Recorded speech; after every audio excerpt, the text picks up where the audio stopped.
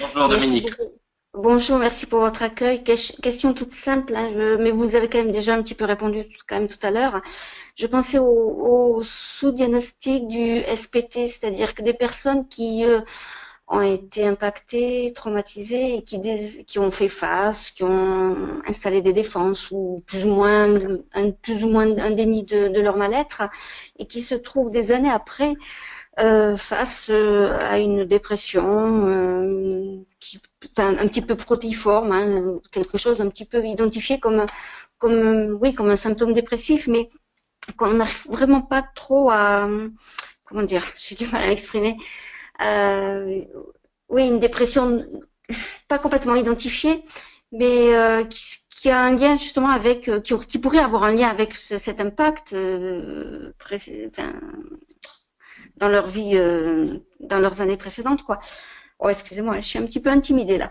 Non, mais on Mais, a compris le sens de votre question. C'est en voilà, quelque sorte si ça reste enfoui, que ça ne se voit pas directement, ou voilà, bien quel lien. voilà.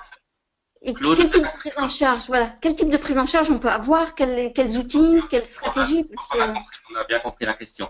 Claude, si tu veux répondre assez rapidement, parce qu'il est bientôt Ouais. 12h30 et je voudrais encore prendre une ou deux questions. Euh, Ok.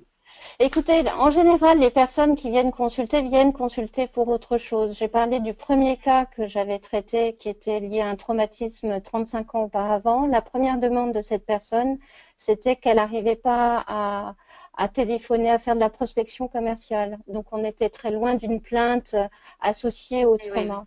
En fait, il y a toujours dans le discours de la personne, à un moment donné, le fait qu'elle va se référer. Et on va avoir, je pense, une information qui est assez un peu étrange et ça vaut le coup à ce moment-là d'aller investiguer pour savoir si ce qu'a décrit Roberta est présent, c'est-à-dire est-ce qu'il y a des flashbacks, est-ce qu'il y a de l'évitement toujours très actif par rapport à ça, etc., etc.